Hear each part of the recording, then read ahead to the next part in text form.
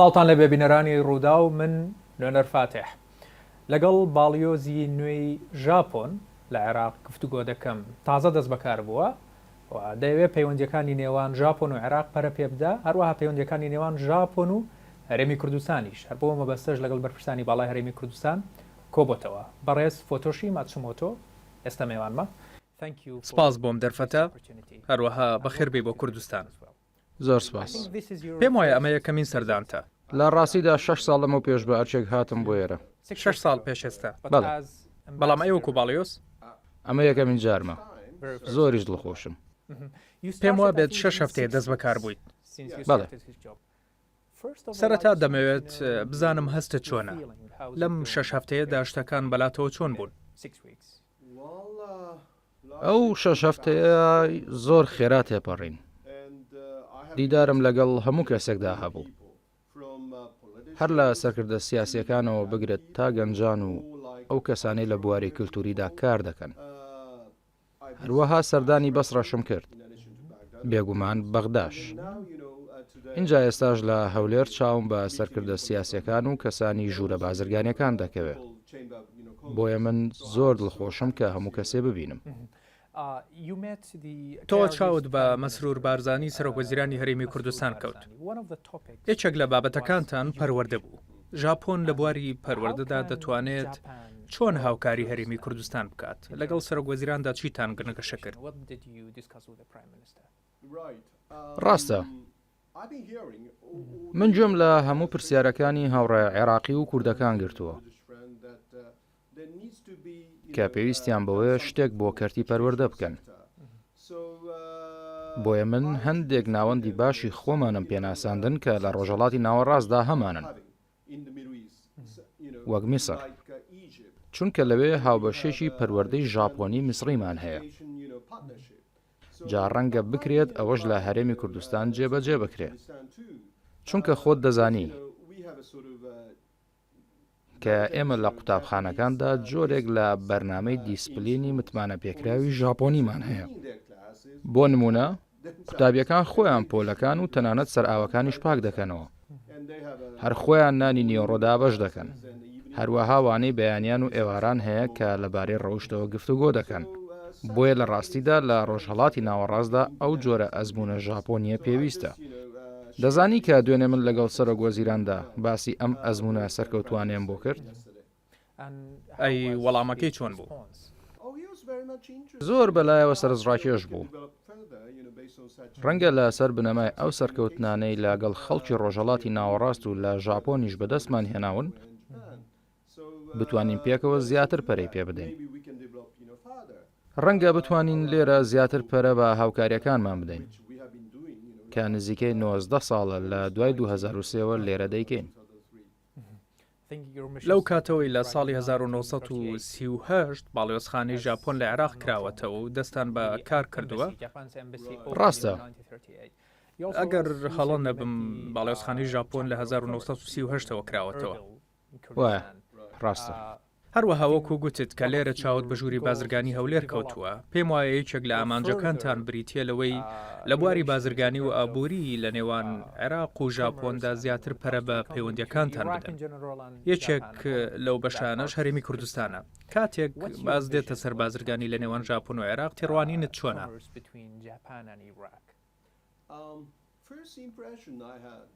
یەکەم هەست کە هەم بوو هەر لەو کاتەوەی هاتم بۆ بەغدا و هەولێر و بەسڕە ئەوە بوو کە هیچ شتێکم نەدەبینی کە بەڕاستی ژاپۆنی بێ، جگە لە هەندێک شتیکەم.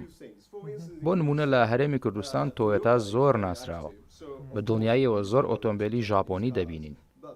بەڵام لە دوای ئەوە دەبینیت کە بازار پڕە لە بەرهەمی دیکەی وڵاتان کە چیشتی ژاپۆنی نابینی. بەڕاستی ئەوە کاری تێکردم.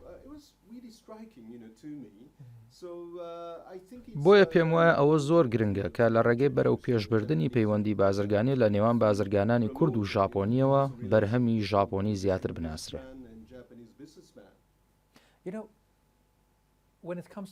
دەزانی لە کۆمەڵگەی ئێمەدا لە هەرێمی کوردستان و عێراقیش کە باسی ناوبانگ دەکرێت ئەگەر هەر شتێک کواڵیتیەکەی زۆر بەرز بێت دەڵێن وەک کواڵەتی ژاپۆنیە. بەڵام لەگەڵ ئەوەی ژاپۆن لە وڵاتەدا ئەم ناوبانگەی هەیە، بۆچی پێت وایە بەرهەمی ژاپۆنی جگە لە ئۆتۆمبیل لە بازاردا زۆر نابینی؟ هۆکارەکەی چییە؟ Well, I think there's a sort of gaps between the expectation of خۆی من پێم وایە کە جۆرە کەلێنێک هەیە لە نێوان چاوەڕوانی خەڵکی ئێوە و ئەو شێوازەی ئێوە لە هەرێمەکەدا بەری کەوتون و بازرگانی ژاپۆنیتان ناسیوە. بۆ نمونە خەڵکی ئێرە وا بیر دەکەنەوە کە زۆر ئاسانە بەرهەمی ژاپۆنی هاوردە بکەن کە لێرە دەگمەنن. بەڵام لە ڕاستیدا کاتێک من لەگەڵ بازرگانانی ژاپۆنیدا پەیوەندی دەکەم ئەوان ناتواننەوە بکەن، چونکە ئەوان دەبێت دوای خزمەتگوزاریش کوالێتەکە بپارێزن.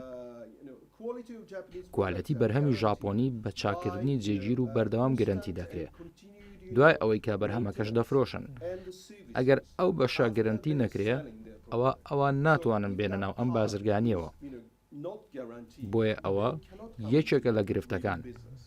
بەدڵنیاییەوە لەگەڵ ئەوەشدا هێشتا لێرە لە عێراق و لە هەرێمی کوردستان مەترسی ئاسایی ژێ.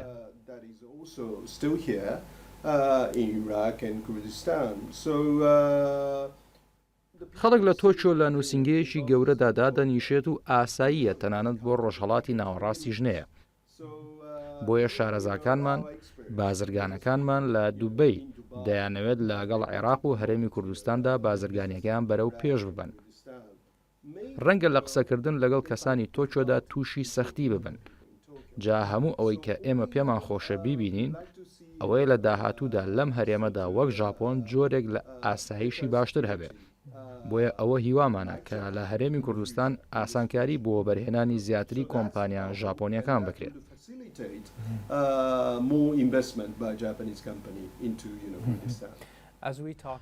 کە باسی کواڵەتی ژاپۆنی دەکەین پێم خۆشەوە بپرسم نهێنی پشت ئەم کواڵەتیە چییە؟ لە ژاپۆن چی دەکەن ئێوە کە وڵاتانی دیکە کاتێک شتێک بەرهەم دەهێنن ئەوە ناکەن؟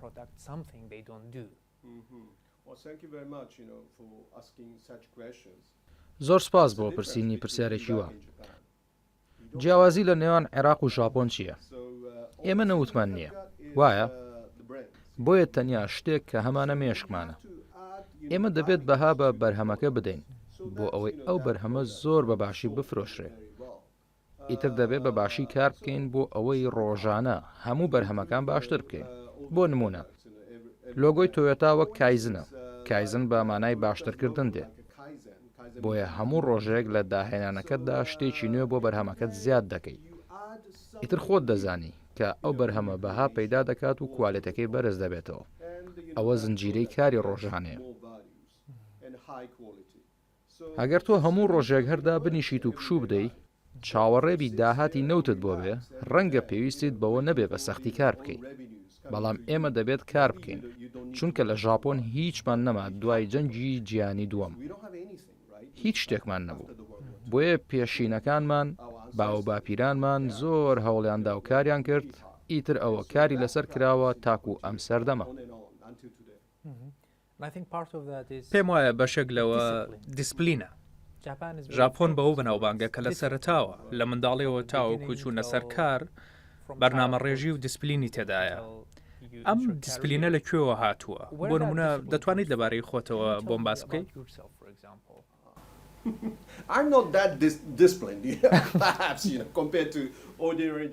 من بەراورد بە خەڵکی ئاسایی ژاپۆن زۆر دیسپلین نیم. دەزانی من سەرسام بووم کاتێک سەیری ئەو ڤیددیۆم کرد کە هاندەرە ژاپۆنیەکان لە دەوحەی قەتار دوای یاریەکە شوێنی هاندەران و هەموو شتیان پاک دەکردەوە دوای خۆشی بەسەربردن. ئێمە وا بیر دەکەینەوە کە ئەوە شتێکی عادەتی و ئاساییە شتەکان پاک بکەینەوە چونکە وا ڕاهێنراوین کەوا بکەین. تەنانەت کاتێک منداڵی بچووک بووین لە قوتابخانەکاندا بۆیە ئەمە شتێکی تایبەت نییە بۆ ئێمە کە شت پاک بکەینەوە. بەڵام ئەوە خەڵکی ڕۆژهەڵاتی ناوەڕاستن کە زۆر سەریان سوورما کاتێک ئێمە یاریگا پاک دەکەینەوە. بۆیە ئەوە کەلێنەکەی لە نێوان ئەو دوو جۆرە خەڵکەدا. کەواتە ئەمە ئەوەیە کە ئێوە هەر لە ژیانی خۆتان داوا دەژین. ڕاستە ئێمە عادەتەن شت پاک دەکەینەوە. من وەکو خۆم ڕەنگە نەبێت زۆر بچمە ناو باسی سیاسیەوە، چونکە لە ڕاستیدا لەگەڵ تۆدا حەزم لە بابەتی دیکەیە. بەڵێ بەڵام پرسیارەیە ژاپۆن دوو جار هێرشکردنە سەر عێراق و بە تایبەتی هەرێمی کوردستانی سەرکۆنە کرد. سەرکۆنەکەش دەست بەچێ دوای هێرشەکە بوو. ڕاستە هەڵوێستی ژاپۆن بەرامبەرم کێشانە چین پێ وایە باشترین ڕێگە چارەسەر چییە؟ Well, that's a very good question. First of all, I should say that ئەوە پرسیارێکی زۆر باشە. سەرەتا پێم خۆشە بڵێم کە سەروەری هەر وڵاتێک دەبێت ڕێزی لێ بگیرێ. بەبێ لە بەرچاوگرتنی هەر کێشەیەک و دەبێت کێشەکە بە ئاشتیانە چارەسەر بکرێت. ئەوە هەڵوێستی بنچینەی ژاپۆنە. ئێمە لە مانگی تشرینی دووەمدا دەبینە ئەندامی ئەنجومەنی ئاسایش و هەروەها دەبینە سەرۆکی جیحەوتیش. ئیتر ئێمە باڵادەستی زیاتر بۆ بڕیار و یاسا جیهانیەکان دادەنین ئەگەر ئەو بڕیار و یاسا جیهانیانە ڕێزیان لێ نەگیرێت ئەوە تەواوی جیهاندا دەڕمێت. ئەویش بە هەمان شێوە بۆ ئاسیا لە ناوچەی زەریای هێمندا دەبێت هەموو وڵاتێک ڕێز لە یاسا جیهانیەکان بگرێت. جا ئەمەش لە سەر بڕۆ بنچینەکەمان بند.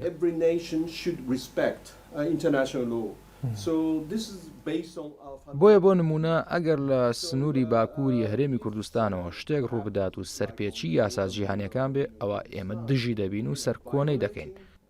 جا دەبێت ئەو کێشانە لە نێوان وڵاتانی دراوسێدا بە ئاشتیانە چارەسەر بکرێن. ئەوە هیوای ئێمەیە. هیوادارم لەلایەن حکوومەتی عێراق و حکوومەتی هەرێمی کوردستانەوە ئاراستەیەکی وا بگیرێتە بەر و هیوادارم ڕۆژێگەم کێشانە چارەسەر ببن.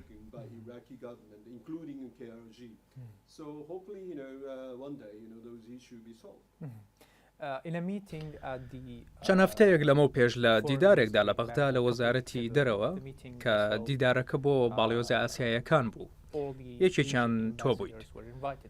تێیدا تۆ پێشنیازت بۆ بەرپرسانی عێراقی کرد کە دەبێت ڕوو لە ڕۆژهەڵات لە ئاسیا بکەن. وەک خۆت گوتت لەبەرەوەی هەردوو وڵات بەهای هاوبەشیان هەیە. ئەو بەهایەنە چین کە باست لەبارەیانەوە کرد. بۆچی پێت وایە دەبێت عێراق لە داهاتوودا زیاتر ڕووکاتە ڕۆژهەڵات؟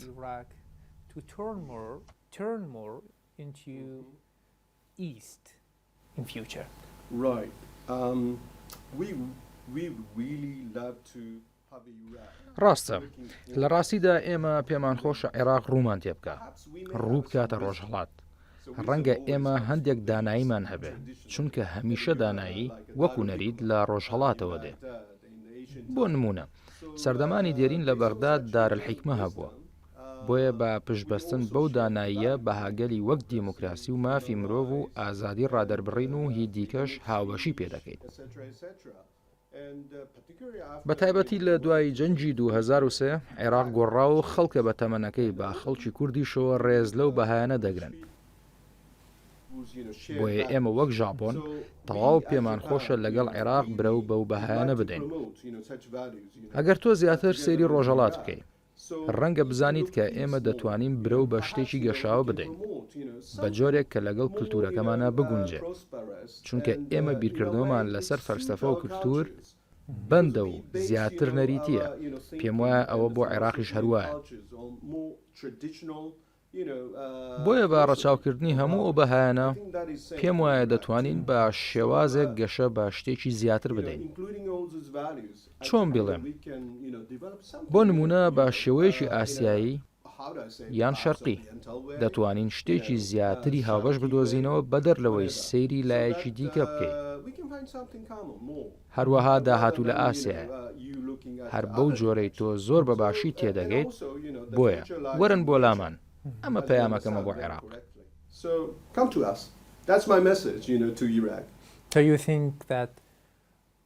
کەواتە پێت وایە شێوازی تێڕوانینی ئێستا عێراق بۆ جیهان باڵانس نییە بەگشتی سەیری ڕۆژئاوا دەکات نەک ڕۆژهەڵات؟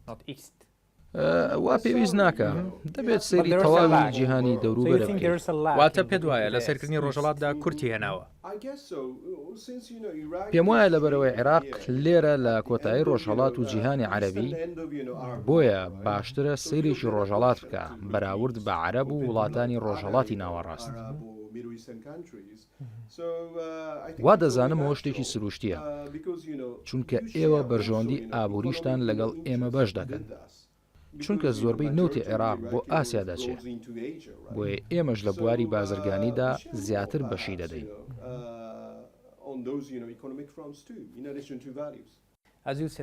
وەکو گوتت داهاتوو لە ڕۆژهەڵاتە کاتێک ئەو داهاتووە دێت با بڵێین چۆن ڕۆژهەڵاتی ناوەڕاست دەگۆڕێت وێنەکە چۆن دەبینیت؟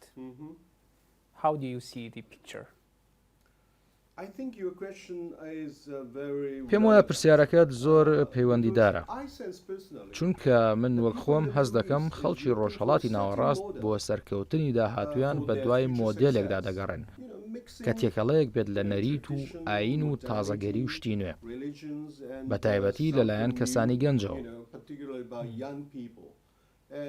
ڕەنگە ئێمە بتوانین شتێکی جوداتان پێشکەش بکەین شتێکی نوێ کە زیاتر بۆ داهاتووتان گونجاو بێ. بۆیە من وەک کەسێک کە بۆ ماوەیەکی تەواو درێژ لە ڕۆژهەڵاتی ناوەڕاستدا ژیاوم ئەوە هەستەکەمە. جا باشترین هەوڵی خۆم دەدەم بۆ ئەوەی ئەو مۆدێلە پێشکەشی عێراق بکەم.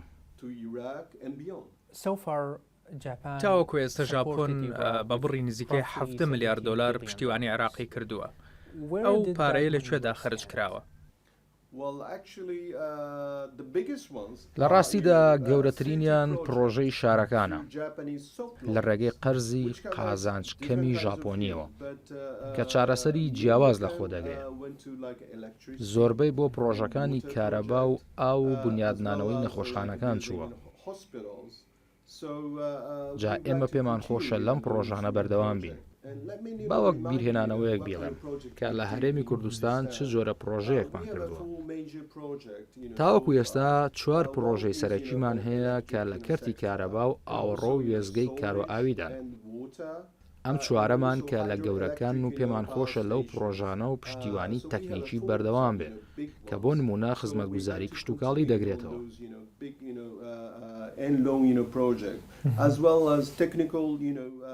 هەروەها بەر لە ساڵی 2003 تاوەکو ئێستا لە هەرێمی کوردستان ڕێکخراوی ناحکومی ژاپۆنیمان هەبوو کە چالاکن و پشتیوانی ئەو ڕێکخراوە ژاپۆنیانە دەکەین کە بۆ نمونە خزمەتگوزاری پەروەردەیی پێشکەش دەکەن. هەروەها لە ڕێگەی ڕێکخراوەکانی UN-ەوە هاوکاریمان کردووە وەک یونیسف کە بۆ خەڵکی ئاوارەیە. ئێمە بازنەیەکی فراوانی هاریکاریمان هەیە.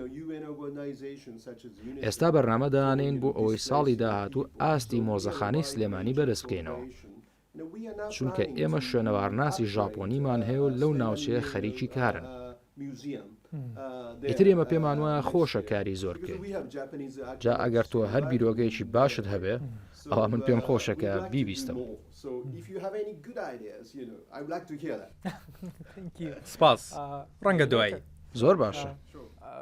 هەروەها ژاپۆن ڕایەنانی پیشەی بۆ عێراقیەکان دابین دەکا. وابزانم تاوەکو ئێستا گەشتۆتە 10,000 کەس.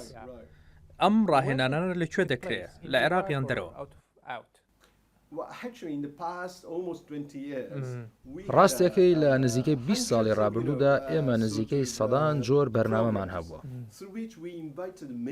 بۆیە لەو پرۆگرامانەدا گەلێک عێراقیمان بانگێش کردوون بۆ ژاپۆن. جا ئەوە تەنیا ڕاهێنانێکی پیشەیی تەسک نییە. هەروەها بەردەوامین لە باگەنجکردنی سیاسیەکانی عێراق بۆ ژاپۆن کە لە مانگەکانی داهاتوودا خۆم ئەوە دەکەم بۆ ئاڵوگۆڕکردنی بیرروبۆچوون لە ژاپۆن و دەیان بەم بۆ هێرۆشیما بۆ ئەوەی مۆزەخانەی هێرۆشیمایان پیشان بدەم کە هیچ تەقینەوەی ئەتۆمیە بۆ ئەوەی خەڵکی عێراق لە ئەزمموی ڕابردوو ئێستای ئێمەوە فێر ببن کە ئێمە چۆن گەشەمان بە وڵاتەکەمان داوە. بەڕێز تاگاکیوالی بریکاری وەزیری دەرەوەی ژاپۆن سەردانی عێراقی کرد. یەکەمین کەسی بیانی بوو کە لەگەڵ بەڕێز سوودانی کۆبووە. لەو دیدارەدا محەممەد شەیع سوودانی داوای کرد کە ژاپۆن لە عێراق زیاتر وەبەرهێنا بکات، بە تایبەتی لەو زەنوێبووەکان هەروەها گاز. ئایا خۆت پێت وایە کە کۆمپانیا ژاپۆنیەکان ویستی ئەوەیان هەبێت کە لە عێراق لەم کەرتانەدا وەبەرهێنان بکەن؟ بەڵێ بە دڵنیاییەوە تاوەکو پرۆژە هەبێت دەیکەن. بۆ نمونە ئێمە حەزمان لە بواری گۆڕانی ئاوهەوایە. جا کۆمپانیایەکی ژاپۆنی بە ناوی میتسۆبیشی هەیە کە لەگەڵ شێڵدا کار دەکات. پرۆژەکە ئەوەیە کە گازی هاوڵی شێڵگەکان بگۆڕن و بەکار بهێنرێتەوە. جا ئەمە بۆ گۆڕانی ئاوهەوا هەر زۆر باشە. هەروەها ئێمە بیرۆکەی ئەوەمان هەیە کە کارەبا لە وێزگەکانی بەرهەمهێناندا زیاتر چاک بکەین. ئەوەش بە پێکەوە بەستنی لەگەڵ وزەی خۆردا لە داهاتوویکی نزیکدا. جا ئێمە لەو ناوچانەی وزە نوێبووەکاندا کاری زۆر دەکەین. لە بوارەکانی پشتیوانی مرۆیی، پەیوەندی کللتوری، هەروەها بازرگانی، بەرنامەی تایبەتان بۆ ساڵانی داهاتوو چییە لە عێراق؟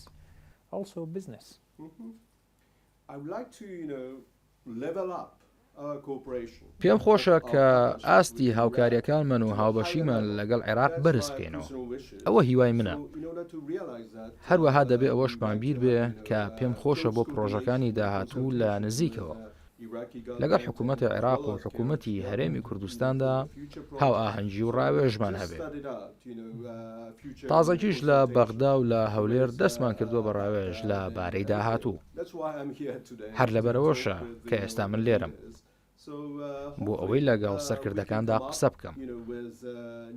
جا خۆشبەختانە دەتوانین بگەینە جۆرێک لە هاوکاری نوێ کە بیناسازی و کارەبا و ئاو کشت و کاڵ زیاتر بەرەو پێشبردننی بازرگانی لە خۆی بگرێت.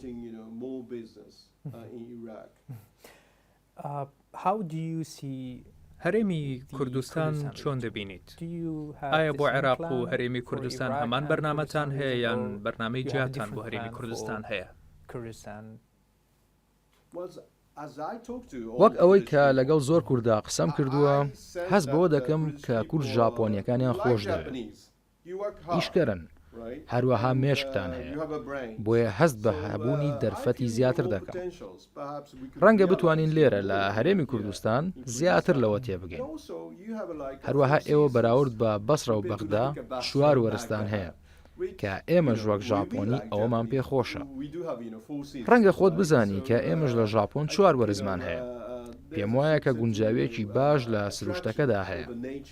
کێوتان هەیە، چوار وەرزتان هەیە، کەسانی ئیشکەرتان هەیە، هەروەها توانای گەشەسەندنتان هەیە. چەند کۆمپانیای ژاپۆنی لە عێراق و هەرێمی کوردستان ئێستا کار دەکەن؟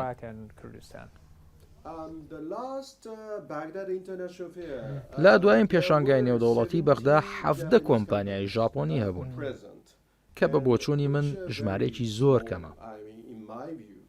پێشتر لە نیویۆرک بووم کە بەلانی کەمەوە زیاد لە سەدان یان هەزاران کۆمپانیای ژاپۆنی لێبوو. بۆیە دەبێت ئەو ژمارەیە زیاد بکەین. پێم وایە ئاڵوگۆڕی بازرگانی لە نێوان عێراق و ژاپۆندا نزیکەی 500 ملیۆن دۆلار یان شتێکی وایە. ئایا ژاپۆن هیچ دیدگایەکی هەیە بۆ نمونە بۆ 5 یان 10 ساڵی داهاتوو ئەو ئاڵوگۆڕە زیاد بکات؟ خۆی ئەوە هەمووی پەیوەستە بەو جۆرە پرۆژانەی کە ئێمە دەتوانین پەریان پێ بدەین. ڕەنگە لە داهاتوودا لە سەردانی سوودانیدا باز بکرێ کە ئەو ئارەزووی خۆی بۆ سەردانی ژاپۆن دەربڕی. هەروەها پێمان خۆشە کە سەرکردە کوردەکانیش ڕۆژێک لە ڕۆژان سەردانی ژاپۆن بکەن. وەک خۆت دەزانیت عێراق و هەرێمی کوردستان بازاڕێکی گەورن بۆ ئۆتۆمبیلی ژاپۆنی. ئۆتۆمبیلەکان بەوە ناسراون کە متمانە پێکراون، چاکن و خەڵکیش حەزی لێیانە. ئەمە لێرە بەشێکە لە کللتور. بەڵام پرسیارێک هەیە کە هەمیشە خەڵک دەیپرسن بۆچی کۆمپانیا ژاپۆنیەکان نایەن لێرە کارگە بکەنەوە ئۆتۆمبیل دروست بکەن هەروەکو چۆن کە لە وڵاتانی دیکە دەیکەن.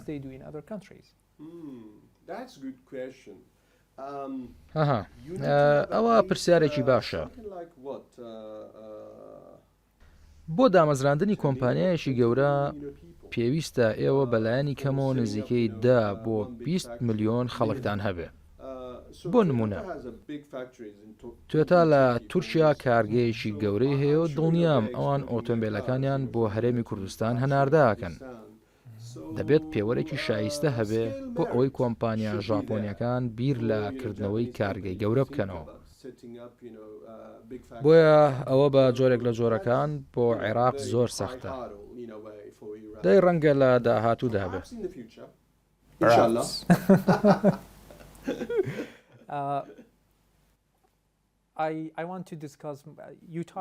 تۆ لەبارەی ژاپۆنی و عێراقی و کوردەوە قسەت کرد کە دەبێت لە نزیکەوە یەکدی بناسن. بەشێکی ئەمە لە ڕێگەی گەشتەوە دەبێت ئێوە ئاسانکاری بۆ خەڵک بکەن کە گەشت بکەن. زۆر کەس لە عێراق و هەرێمی کوردستانەوە بۆ گەشت و زۆر مەبەستی جیاواز دەچن بۆ وڵاتانی جیهان. بەڵام تاوەکو ئێستا خەڵک وا بیر دەکەنەوە کە گەشتکردن بۆ ژاپۆن ئاسان نییە. بۆ نمونە خەڵک لێرە چۆن دەتوانن بۆ گەشت ڤیزای ژاپۆن بەدەستبێنن؟ نەتوانین دەست بەجێ ئەوە بکەین. چۆن؟ هەرام ڕۆوەرن بۆلام خۆتەزانی. هەنگاوەکان چین؟ دەمەوێت بینەرانم بزانن هەنگاوەکان چین و پێویستیەکان چین؟ بەڵێ بەڵێ. دەزانی کە ئەم مانجی دەیە قەدەغەی هاتوچۆی خۆپارێزی لە ڤایرۆسی کۆرۆنا هەڵگیرە. بۆیە لە مانجی 11 ڤیزا دەدەین بۆ کەسانەی دەیانەوێت سەردانی ژاپۆن بکەن. هەروەها لێرە لە هەولێر نووسنگەیەکی کۆنسوڵمان هەیە کە ئێستا دەتوانن بە ئاسانی بۆ بەدەستێنانی ڤیزای یارمەتیتان بدەن. بۆیە تکایە لە هەر کاتێکدا بێ وەرن بۆ ژاپۆن. ئایا مەرج و پێویستەکان قورسن؟ خەڵک پێیان وایە پێویستەکانی وەرگرتنی ڤیزا بۆ نمونە لە ڤیزای شنگن قورسن. ئێوە چۆن ئاسانکاری دەکەن؟ ئایا وەرگرتنی ڤیزای ژاپۆنی قورسە یان هەر ڕێکارێکی ئاساییە؟ هەر ڕێکارێکی ئاساییە. لە ڕاستیدا هیچ شتێکی قورس نییە. جا دەتوانی هەر کاتێک بتەوێت باگەشت بچیتە ژاپۆن و بگەڕێتەوە. پێم وایە هەموو کەسێک دەتوانێت بچێ. ئەی تێچۆکەی چەندە؟ تێچۆکەی پێیوەستە باگەشتەکەی خۆتەوە. نا مەبەستم تێچووی ڤیزاکەیە. تێچووی ڤیزاکە ئایا ژمارەی تایبەت هەیە؟ ببوورە ئەوەندە زۆر نییە. زۆر نییە. کەواتە دەڵێیت کە خەڵکی عێراق و هەرێمی کوردستان دەتوانن بۆ گەشت بچن بۆ ژاپۆن. بەڵێ بەڵێ هەر کاتێک بیانەوە لە هەر کاتێکە. پێم وایە بینەرانم بەمە دڵخۆش دەبن. ڕاستە چێش لە ژاپۆن وەربگرن. جەنابی باڵێۆ سپاس بۆ ئەو کاتێک کە بە ئێمەت بەخشی خۆشحاڵ بووم کە قسم لەگەڵ کردیت. هیوادارم ئەو دیدگایی کە بۆ ساڵانی داهاتوو هەتە بێتە دی. زۆر سپاس. سپاس. بینەرانی ڕوودا و من نوێنەر فاتح کاتێکی خۆش.